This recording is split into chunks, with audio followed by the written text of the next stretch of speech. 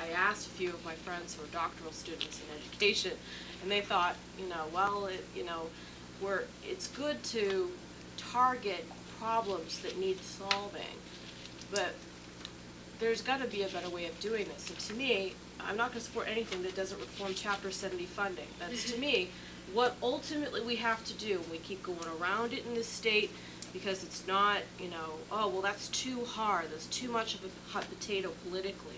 Well, let's get it done, people. Because that's, to me, what we have to do in this state in order to solve the problems that we have in North Reading. We are a model community to many other communities. We do very well with next to nothing. People move here. There's, a lot of people move here. We're a pretty young community. North Reading hasn't been on the map for that long. I mean, I'm one of those people who moved to this community thinking that I'm going to start my family here, and I'm going to get great schools, and it's going to be cost effective for me because this community actually cares about education. And that's, to me, the kind of community that's going to ensure that our schools do well. We're already doing some of the innovative things that this grant talks about. Unfortunately, we could teach them a thing or two about how to actually do what they want to do. I work in Worcester. I think it would really be great for inner city communities that have trouble attracting great teachers like we do to participate in something real. I don't think this gives that to them, and I think they're going to get a lot of red tape they don't need. But again, it comes back to, would you sign away your life if you didn't have the fine print? No. I mean, there's just no way I'm going to sign something. I'm shocked that any community, I'm shocked that Reading has signed this. There is nothing in here that says to me, this will help your school system perform better in a collaborative manner, because collaboration to me is the other component. This does not really speak to how we do things in North Reading, which is to work collaboratively. We're facing a very hard financial situation. People have come to bat for us. We spoke with the teachers union tonight. They came to the plate and worked very hard with us and took, made sacrifices. We all have to make sacrifices to keep what we're doing here, and this is something very special we need to preserve. I think this actually puts what we've done at risk, and I wouldn't do that to our students. In fact, I don't think if you asked our students, would you sign something like this? They say, well, my mom and dad probably wouldn't, so I won't sign it either, or they would know. It's like signing a Verizon contract, I want a new phone, but you don't get any of the documentation. You tell your kid not to sign that. So to me, it's a no-brainer. Well, no surprise, I'm going to make it unanimous. I was always told to read the fine print before you sign something. Unfortunately, there isn't any fine print here. It's all generalities. To address an earlier issue, when the state does come out with some programs, they're not going to kick out North Reading and say, oh, you can't access these programs. Whatever programs are developed out of this funding are going to be made available to every community in the state. The money we're looking at to sign basically what I say is our lives away is $12,900. I look at it like this. I go to buy a house and the realtor says to me, well, you know what? This house is going to sell between $100,000 and $1 million. And after you sign the paper, we'll tell you how much it's going to cost. There's no guarantee in here that the money we get is going to cover what we have to put into it. None. And then they're saying you can get out, but as Cliff said earlier, maybe you can't get out because if too many communities get out before you try to get out, it's too late because you may lose funding in the state if too many communities try to get out. No LIFO. Right. They're all gone. And why sign if you intend to get out? Correct. And I, as Karen said, I am shocked communities are signing this. I think it's out of fear. And I'm not going to be bullied by the state and federal government to sign a program that has no details. We can't, even that $12,900, we can't use the money where we need it. We've got to develop new things for that money. Yeah. New things. We don't have old things. Let me just give you some, I'm just going to read some of the unanswered questions or some of the things that we have not done here, which should be done before the thing is signed. How much school district money, if any, will need to be committed during the life of the grant after the grant runs out? Good question. No one has an answer. Are we satisfied with the terms and conditions of the MOU? No, since it's just a general statement that says nothing. Are we better off applying to be a participating LEA in order to get more money to implement all or substantially all the state plan requirements, et cetera, et cetera? Do we have the capacity to apply for a grant, and if so, is the likely amount of funds that we will receive from the state worth the effort? How do we know? We don't even know what we're applying for. It's lunacy. Exactly. What are the statewide requirements, and are they significant enough to justify seeking these funds? I don't know. How much funding or what portion of the RTT funding will the state provide for grants to involve districts? What are the requirements, priorities in awarding those grants? What will be the method and timing for distributing funds? How will school districts be held accountable for the use of these funds? Those are all good questions that should have been answered before this program came to the table. Collective bargaining. What plans, if any, does the state have or need to pursue to address state or local collective bargaining or other employee issues? Well, as I said, one of the answers I saw from our commissioner was, well, if a lot of unions don't sign it, we'll have to cross that bridge when we get to it. What does that mean? Does that mean the commissioner is going to say, well, the superintendent signed it, so let's go forward? So I can't, in good conscience, vote for us to sign or approve this program. There's one other thing here. The NSBA, I think it's the National School Board Association, they have written here that only one signature is required from districts in order for an MOU to be valid. Yet the state says, oh no, you need 4. But yet when you read the MOU, the only one that's required is the superintendent. And the other 2, the union and the school committee, it says if applicable. Now, I don't know how anybody can expect anyone on this board to sign something like this. So I too will be voting not to support the RTTT MOU. In a nutshell, it's another unfunded mandate. It will become that, yes. Yeah. And it's just, I'm hard pressed to say that we're in a position to roll out a fully funded grant program without the reimbursement offset in our budget, and that we've got the staff ready to meet over the summer and put that program together. And I'm not willing to go out on a limb and say that we can do that, not knowing how much money we're going to have to match or put in our budget to pay in advance. And even if everything aligned, what they're looking, the information they're looking for, we can give them. What kind of innovative programs, what kind of professional development works in your district. We have teachers that go through MCAS result by student name and follow them through the years. And then we put together programs where we have brought in new math.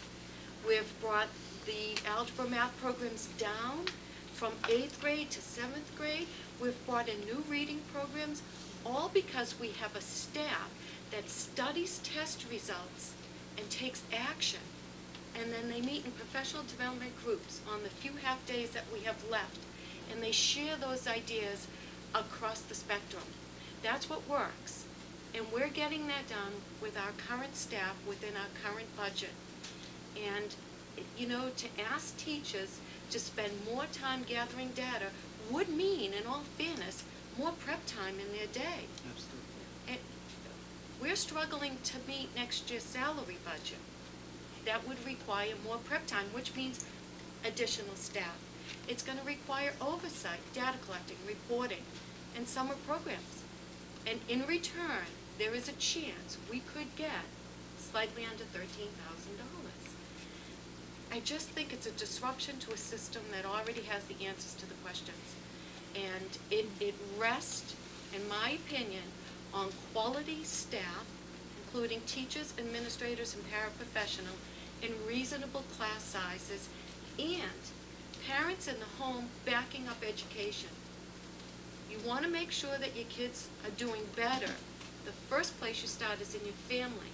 Are they going to school every day? Are they going on time? Are they doing their homework? Are you meeting with teachers on open house night? Show the kids that you value education and you've taken the first step. And at this table, we will make sure that we have quality teachers and that we have the money necessary to keep the class sizes reasonable. And together, we have a school district that is unlike any other in Massachusetts. And I'm going to be proud to vote no for this program. Can I just say one other thing? I wanted to just address some of the comments that Mrs. Castro made about sort of the potential of this, and I think actually it's a very important thing we should talk about. is that, you know, the spirit of this, you know, it's well-meaning and exactly, it's the kind of things that we talk about doing here, which we're fighting to do just to keep basics up. But we do want to look forward and find other ways of achieving these things. I would love, love, love, love to involve the entire community in trying to figure out alternative ways to make some of these things happen. We have those goals in common. I think that there's a better way of doing that.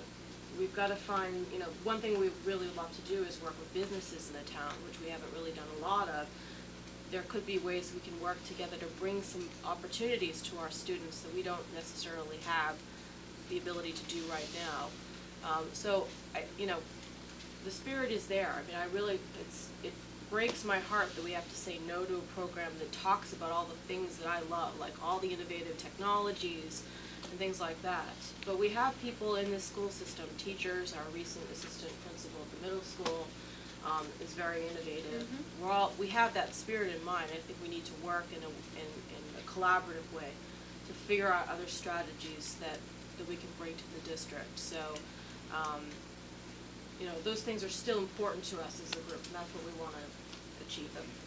If I could add one more thing, if our experience with federal grants and the ARRA money is any indication, which was a very simple program, basically sign on the dotted line and get your money, if our experience with that is any indication of what we deal with for this program, there's no chance in hell I'd ever sign it. I just think that with all the good intentions, the needs of suburban school districts is often overlooked. You're being ignored.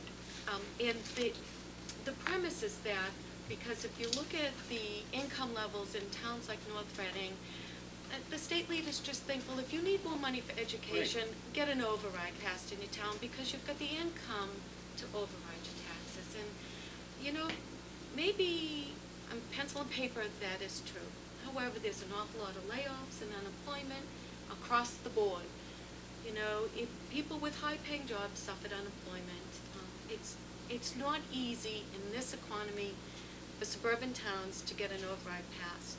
And I just think that the state needs to do a little bit more to recognize what we need in the suburbs. And what we need is to maintain. I'm not asking for more money for new programs this year, but next year maybe. But I just want to maintain what we have. And if they would give us the $13,000, we could do something with it. But if they're going to give us $13,000 and say, go off and do this, well, I'm sorry. We weren't going in that direction. We've got to focus in another area. Just from the notes that we took, fortunately, Dr. Manville was there and he took notes. The four basic elements of the Massachusetts proposal: provide teachers and administrators the tools they need to succeed in the classroom. Now think about our school system in the context of these statements. Provide teachers and administrators the tools they need to succeed in the classroom. I suppose we do that. Focus. Not when we cut the elementary school budgets every year. Well, you see, we're a We little can't put short the money on the regular thing, but Yeah. that's not going to be helpful with this program. Right. Focus on the workforce to make it as good as it can be. Require a solid evaluation process to give people very accurate feedback. We do that. I believe we already do that. Provide support for students and educators alike. We do that. We do that. Aim high for college and career readiness. We do that. We do that. And we succeed in each of those. So if those are the four basic elements of the proposal, we're already there. And unfortunately, they didn't come out and ask us how we did it, Right. because we could have solved the problem much quicker. Yes, nudge the We'd state been come happy out to here. take the Right. 250 million. And dole it out. I'd like to make a motion that we not support nor sign the Race to the Top memorandum of understanding. Second. Anything further? All those in favor? Oh, If I may. I'm sorry, Cliff. I mean, Keith. Yeah, whatever. Sorry. Sorry, Doc. I'm writing. That's better, yeah. There's been an awful lot of chatter back and forth on the superintendent's listserv, I'm sure it's been the same thing on the